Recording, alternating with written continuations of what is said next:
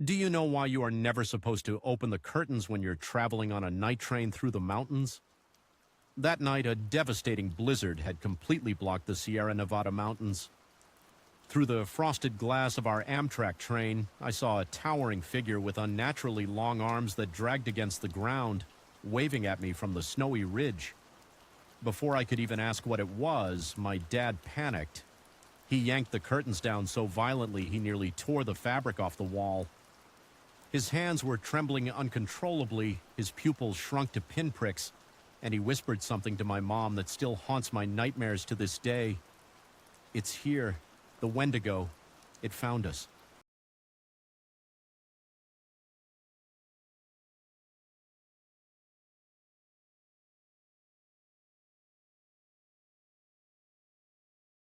Standing in the snow, staring at us. "Are you seeing things?" my mom asked, her voice shaking. "That happened decades ago. That thing must have rotted to the bone by now." My dad shook his head frantically, his face completely drained of blood. "I'm not mistaken. That look, I could never forget it."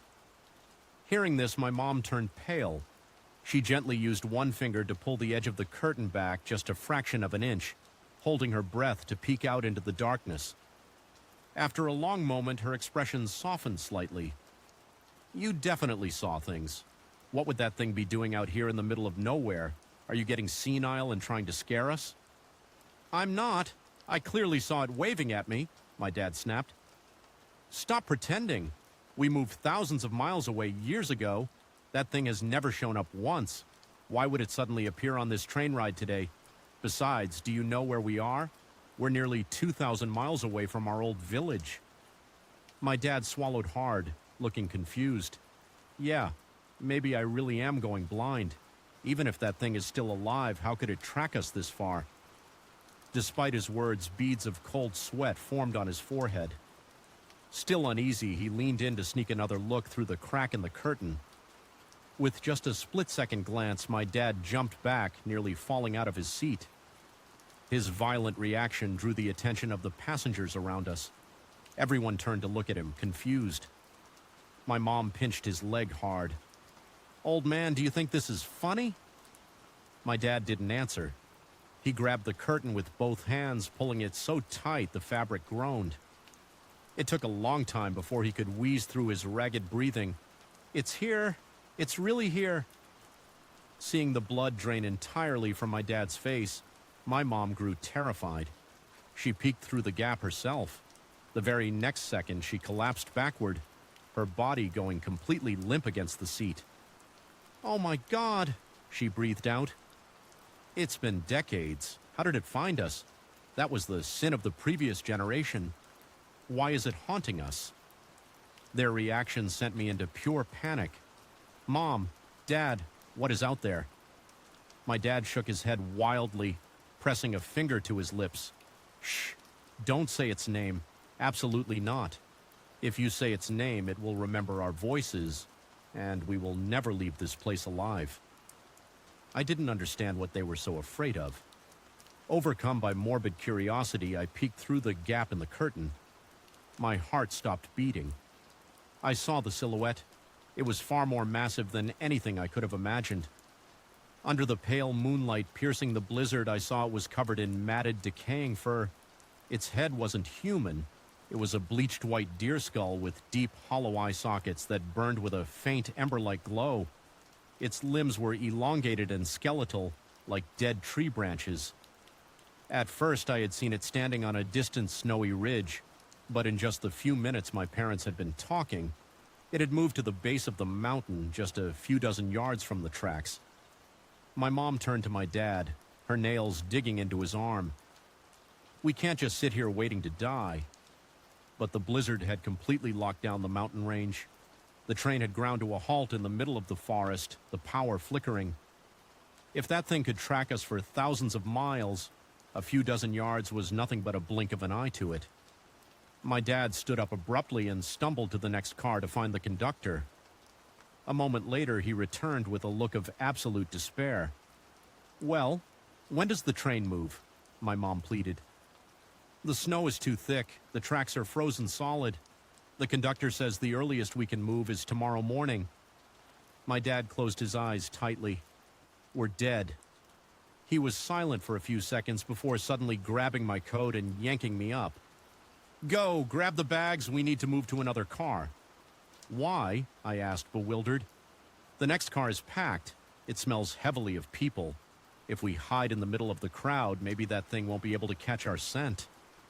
My mom didn't argue. She abandoned our heavy luggage, grabbed my hand, and dragged me straight into the next passenger car.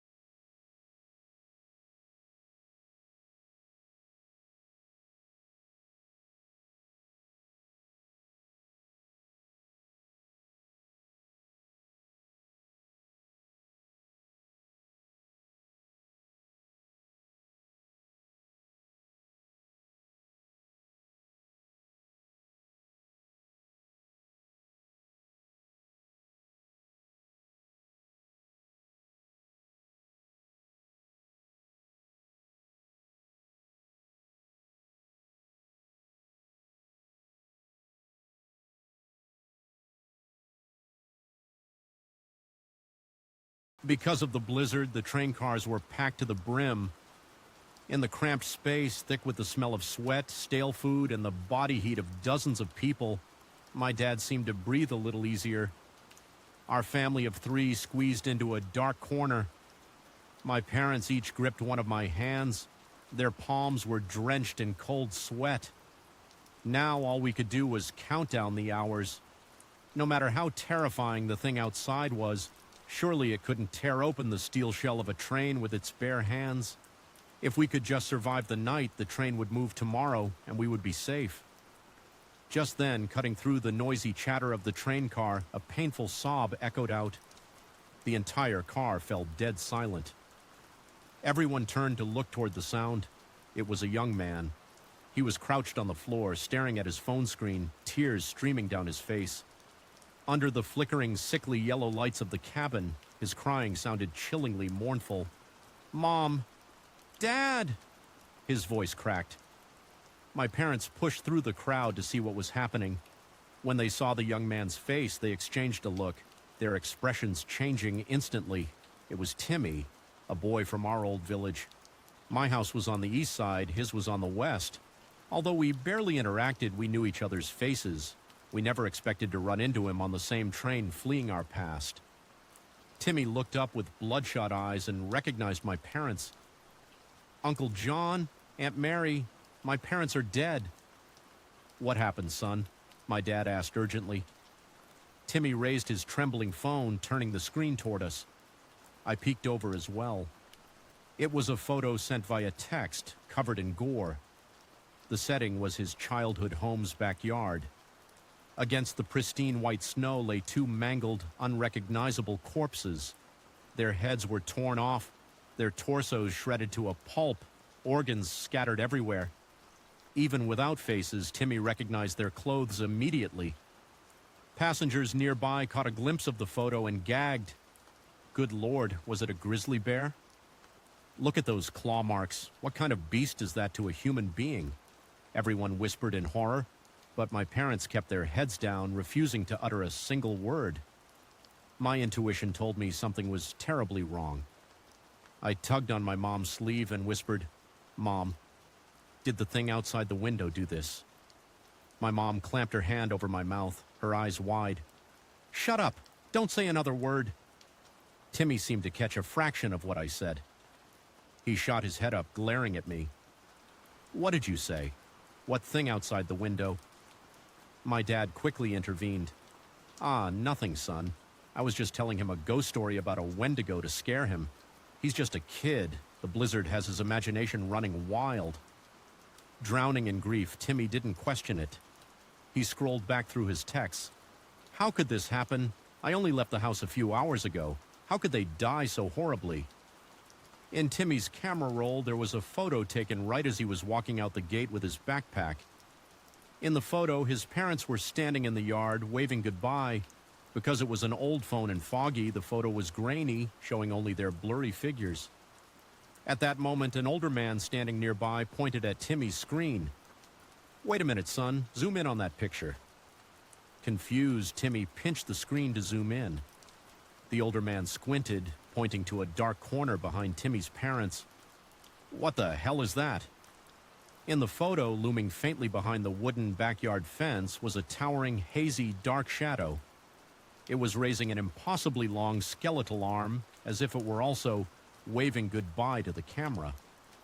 That horrifying image was permanently frozen in the photograph. Timmy turned completely pale. His parents standing in front of the wall were only half its height, but the ghostly shadow behind the fence stood a full head taller than the wall itself. A rough estimate meant that shadow was nearly 10 feet tall. This thing might be the beast that killed your parents. The older man took a step back, his voice trembling. "That can't be a bear." A park ranger among the passengers chimed in. "In this freezing winter, bears are hibernating. They wouldn't be active, and a bear's arm is never that long and spindly." A dead silence fell over the train car. Timmy went weak in the knees, dropping his phone to the floor. "What exactly is it?" No one could answer him. My parents exchanged another loaded look. My mom opened her mouth as if to speak, but my dad gripped her hand tight, shaking his head firmly. In the end, they chose to remain absolutely silent. My dad pulled me back into the dark corner of the car. I whispered to him, "Dad, why didn't you tell Timmy the truth?" My dad leaned close to my face, his voice low and raspy. "Don't open your mouth. Timmy just left his house. He's still carrying the scent and warmth of his parents on him. That demon ate them, and it's tracking the scent of their blood straight to Timmy. If we associate with him, we'll be dragged into the grave too." I looked at my dad, a cold chill running down my spine. Even though Timmy was innocent and had lost everything, my parents decided to abandon him to save our own lives.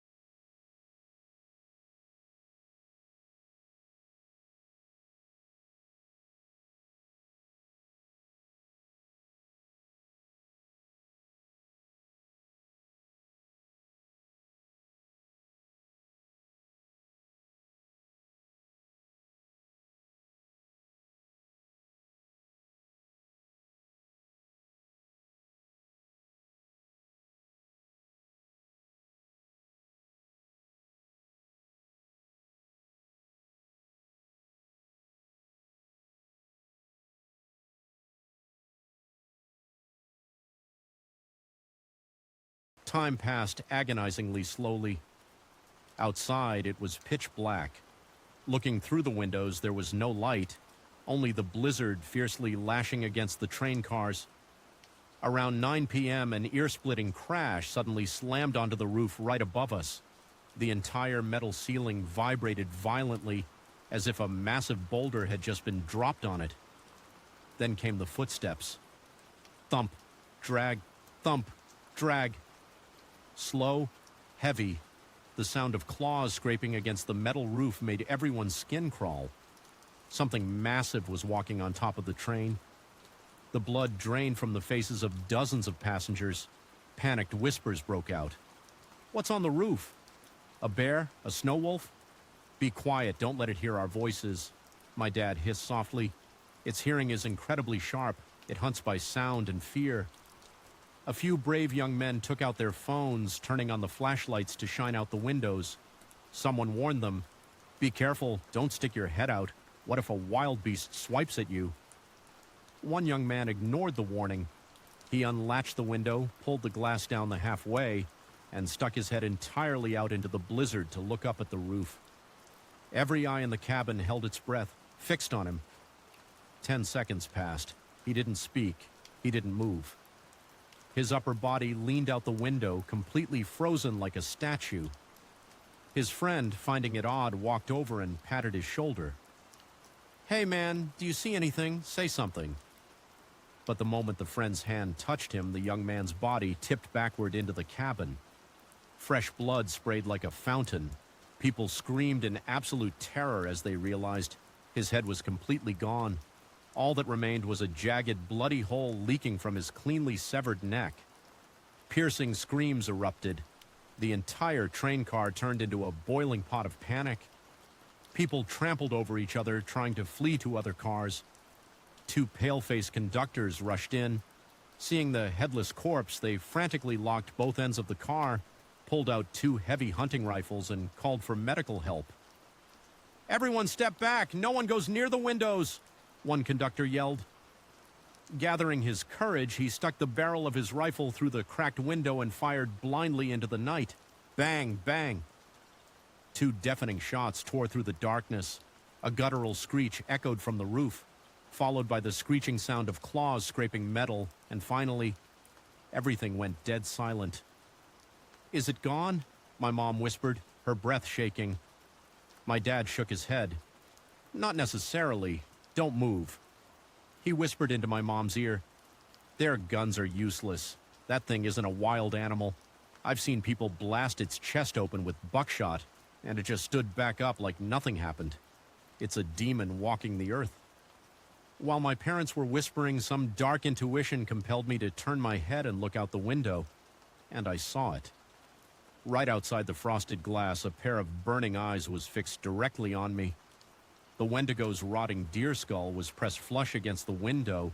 It slowly unhinged its lower jaw, forming a terrifying hollow smile. Then it slowly melted back into the darkness.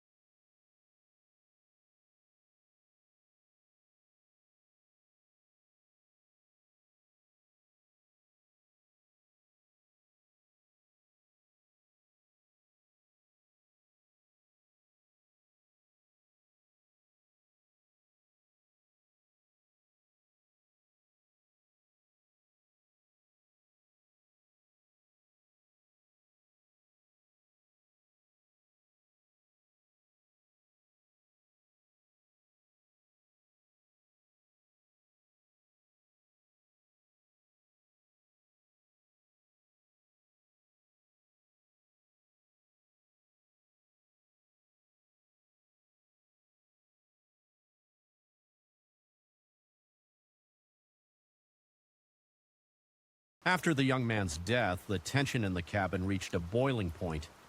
Soon the fear morphed into rage. People began pointing their fingers at Timmy.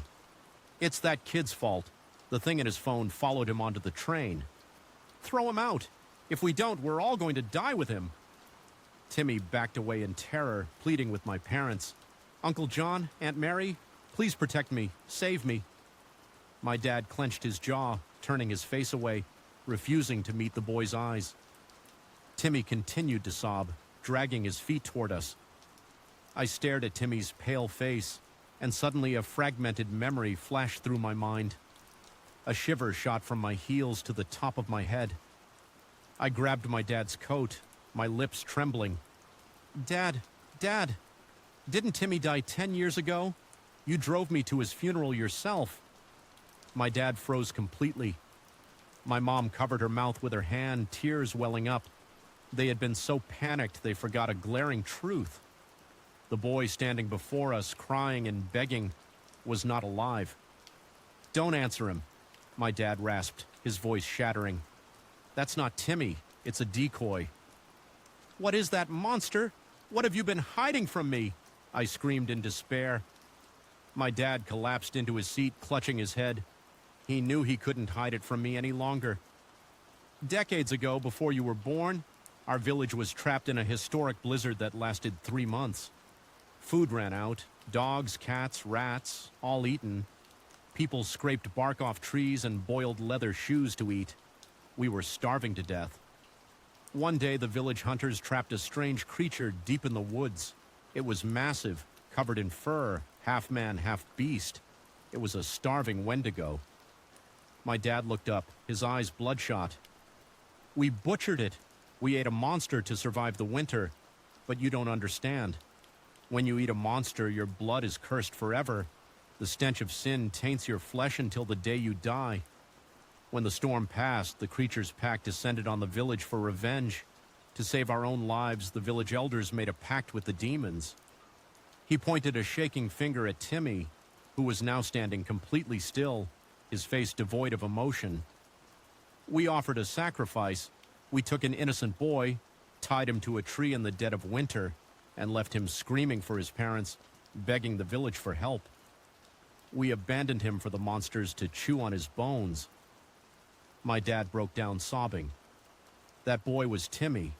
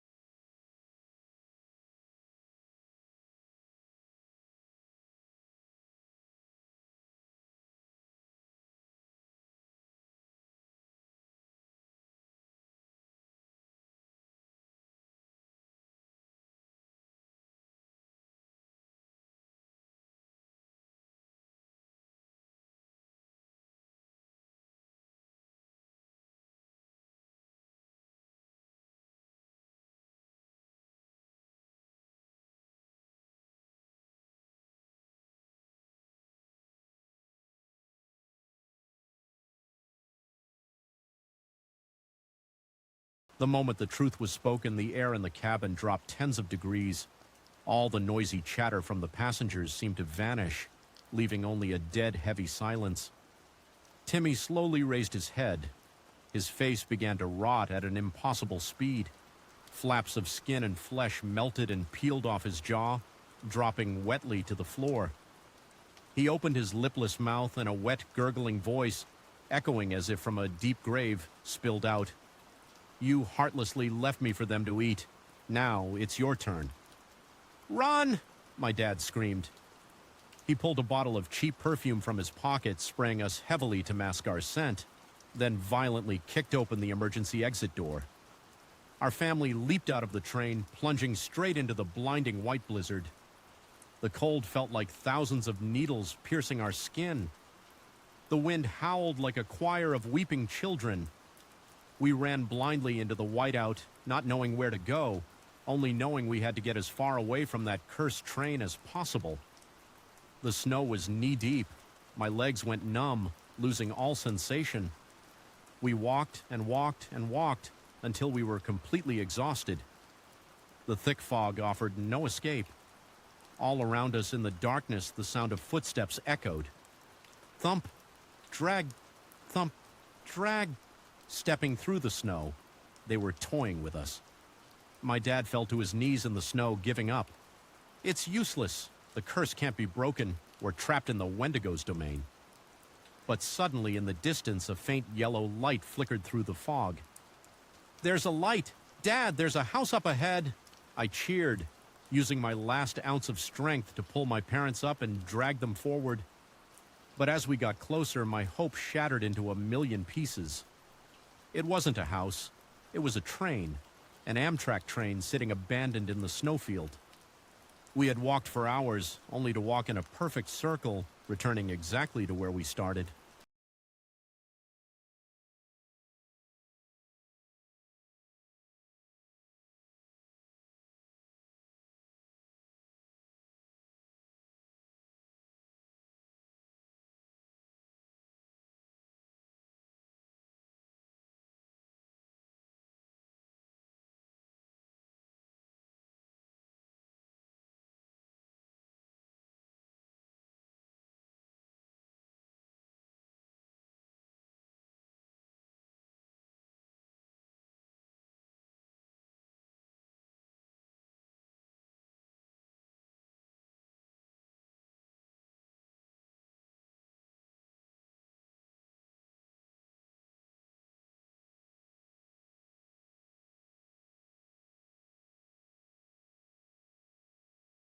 We crept up to the frozen windows of the train car. Inside, the familiar sickly yellow light still cast long shadows. I used my sleeve to rub away the frost on the glass and pressed my face against it to look inside. I stopped breathing. My heart flatlined. A wave of absolute nausea twisted my stomach. Inside the train car, standing in the exact spot we had just abandoned, was my dad, my mom, and me. We were still standing inside, wearing the exact same clothes, and we were arguing with the rotting corpse of Timmy. Dad, Mom, what is this? Why are we in there? I gasped, my mind completely unraveling. My dad didn't answer. He just stared blankly at the reflections of our own family inside the train. Tears streamed down his frozen face. His lips trembled. Finally, he understood the cruel, terrifying truth. We never escaped the train, the Wendigo on the roof. It didn't just reach in and kill one man. It used its demonic strength to derail and flip the entire train hours ago. We were dead. All the passengers were dead. This endless foggy void, this blizzard, this hopeless escape, it was all purgatory. Our souls were trapped in our own guilt, forced to relive our final terrifying moments over and over again, in an infinite loop that would never end. I turned to look behind me. From the dense, freezing fog, the giant shadow of the Wendigo with its bleached deer skull slowly stepped out. It didn't roar, and it didn't lunge to tear us apart. It just loomed over us, slowly reaching out its long, skeletal hand to collect the sinful souls that belonged to it. My dad gripped my hand and my mom's. He closed his eyes. It's time to pay our debt. As the demon's shadow swallowed us whole, a sudden, distorted burst of static pierced the howling wind. The sound seemed to come from a broken radio in the real world, cutting through the veil of death to reach our purgatory. Z's, Search and Rescue Team 4 to command. Z's, we've reached the site of the derailment, confirming no survivors. Repeat, all passengers deceased. Z's, they were trapped in the blizzard and froze to death hours ago. Z's.